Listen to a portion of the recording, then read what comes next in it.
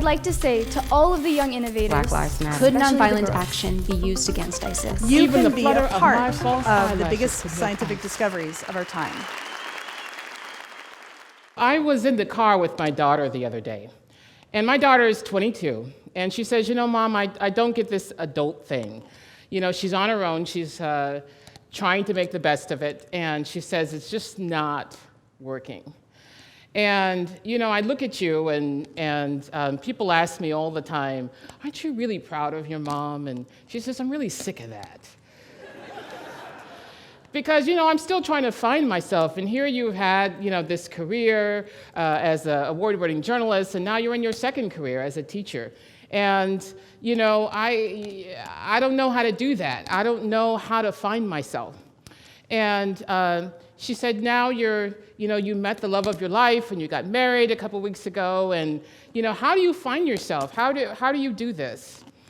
And I wish that I could have like just a path to be able to show her how to do that. But I didn't have, a straight path to my life. I had to realize that life is really a puzzle, and I'm not that really good at puzzles. I think I'm just not patient enough. And so, I was a kid, I was a middle child, and I don't know how many of you out there are middle children, but we have some issues. So my mother raised us Catholic, so she had that, really dependable rhythm method, that she practiced. So she was like pregnant for 9 years in a row. And so I was the fifth of that, and between me and my brother, there was a miscarriage. So I'm a middle child. And I had two older brothers who really liked to pick on me, who liked to choose me as someone that they could just try to do whatever that they wanted to do to try to belittle me and so on and so forth. So I was bullied. I was bullied at home, and I was bullied at school. And so I wasn't a very happy kid. When I think my happiness disappeared when I was about 4. And I lost my ability to know how to smile. See, when people would say smile and they, take a picture, I felt like all I needed to do was show my teeth, and that constituted a smile. I didn't really know how to be happy and how to be who I was, and I lost track of the things that I loved to do as a kid. And so, an example of this is I knew that I was a smart kid, and I loved school and I loved books. And my brothers didn't really like that about me. So one day when I was 9 years old, I came home, and I couldn't wait to get into my books. And my brothers, I saw just one of them. They were 3 years older and 4 years older than me. And I just saw one of my brothers, and he just started chasing me as soon as I got home. Now, I don't know why he's chasing me, but I'm 9, I'm thinking, oh, this is fun. I could have fun with string, right? So I'm like, he's chasing me, this is supposed to be fun, let me run. So I'm running through the house, and I'm just picking up speed, and we're going in rooms and going out of rooms, and suddenly I hear my brother say, now. And the closet door opens, and I run full force into that closet door. And I'm there at the bottom on the floor, just a bundle of sorrow. And they thought that was the funniest thing. And so their mantra became, you are ugly, you're stupid, and no one will ever love you. Now, I knew I was smart, so I didn't believe in what they said about me being stupid, but those other things that kind of sunk in, because they would do this almost every day. There would be a new thing, a new game, to try to belittle and bully me. And so I started thinking about, those kinds of things that they would tell me, and I started believing in some of those things. And so that paradigm was, you are ugly, you're stupid, and no one will ever love you. And so when I was 11, my father passed away unexpectedly, and so now my mother was a widow with 8 children. And she moved us from where we were comfortable into places, other cities, but I was always the only brown kid in my classroom, so I was the quiet one in the back who didn't say a whole lot. And so when I was 15, I got hit by a car. And I was in the hospital for 3 months trying to save my leg and trying to learn how to walk again. Initially, the doctors wanted to cut it off because there was so much damage. But he saved it, and I learned how to walk again. But I don't remember my family visiting very much when I was in the hospital for 3 months. But I stayed diligent in my studies, and at 17, I got a scholarship to go to college. And a little bit past my 18th birthday in September, I was kidnapped and sexually assaulted. And so all of these things just kind of reinforced this mantra that they had given me about being ugly and stupid and no one will ever love you. And that seemed to be reinforced by some things that were happening in my life. So in my 20s, that seemed to happen. I was sad. I didn't know myself. I didn't know how to find myself, but I was really good at my career. And so I started a career as a journalist. In my 30s, I got married and had 3 children, and then got divorced. In my 40s, I got married again, but found myself in a domestic violence situation that, again, reinforced that mantra: no one will ever love you. And so I didn't know how to get out of it. So eventually I took my kids to Jamaica. And we were there, but again, if you look at my face, you'll see I don't look that happy. And what I was doing, I took my computer, my laptop, and I was on my laptop in Jamaica doing work when I should have been having fun, but I didn't know how to do that. I didn't know how to laugh and be carefree, and my family would often say, she never smiles. But I was fortunate enough that a friend of mine had given me a book by Eckhart Tolle. It was called A New Earth. And reading that book allowed me to understand I was missing from my own life. I was absent, and I didn't even know it. And that book was the first of my awakening to understanding how to find myself again. And he has this quote: "You cannot find peace by rearranging the circumstances of your life, but by realizing who you are at a deeper level." And I didn't really know who I was. Nobody had ever talked to me about that. And so the finding of myself and who I was and going into myself on a deeper level started with a book that I had written to try to heal my inner child, my inner Sharon. And I called this book The Awakening of Sharon, a shy and brown supergirl. And she found her voice, and she becomes this supergirl. And she teaches others about kindness and about having a sense of humor and about loving yourself. And I use this book to teach children about courage. If I could be brave, I could change the world.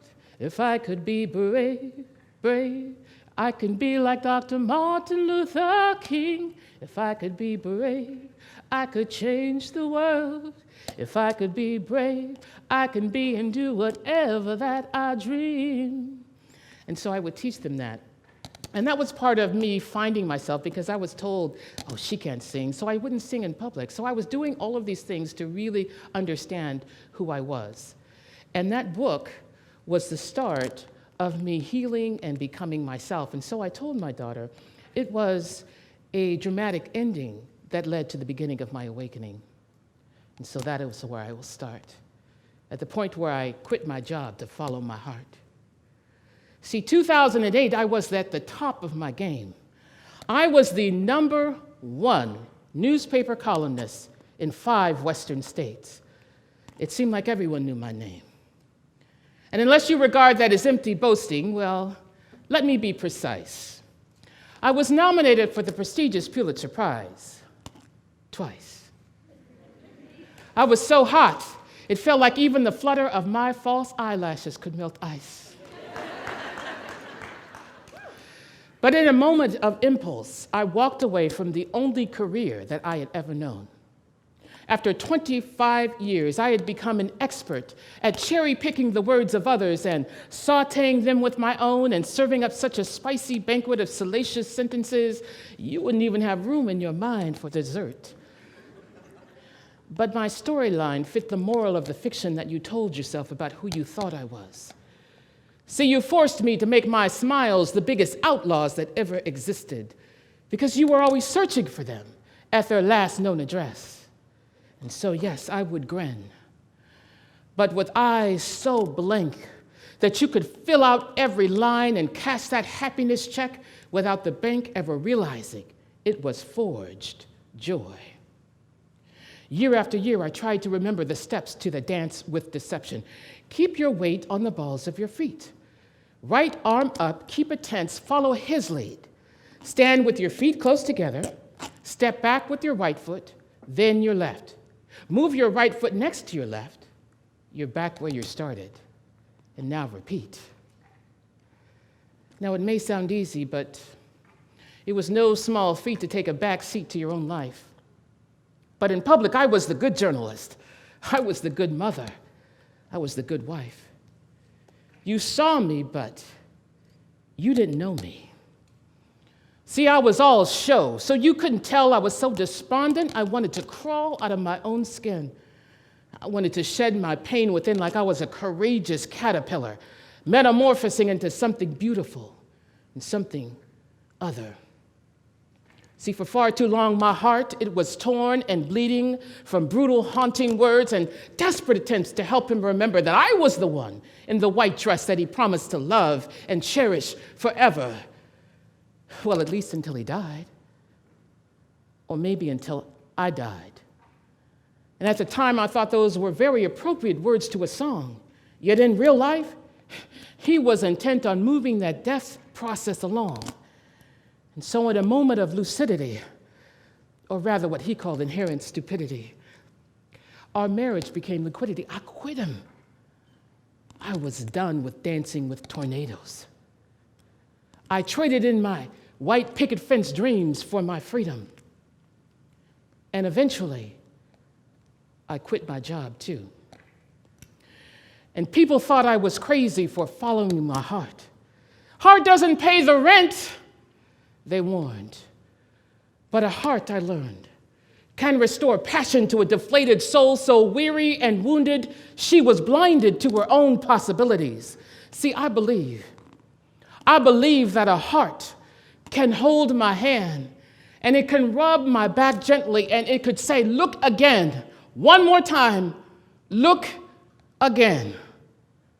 Until the moment I could stand before a mirror alone and like what I see looking back. See, that is what art has done for me. It saved my life. And so people want to talk about social justice, right? They want to talk about a larger purpose, and that is certainly a noble gesture, a very worthy cause. To use your passion to call attention to violence and poverty and wars. But I say, to live your life authentically, you first have to know how to be your own cause. Honestly, how can you save a life when you are drowning in misery and you can't even breathe? And how can you help someone find themselves when you don't even know who you are or even how to receive love? I had to go find my misplaced heartbeat. I had to understand that the people who gave me advice, dressed in wolves' clothing, oh, you can't, you shouldn't, you couldn't, you aren't, you never will be. They lied. They lied to me. So I had to forgive myself because I thought loved ones always spoke the truth. So I had to define my own reality.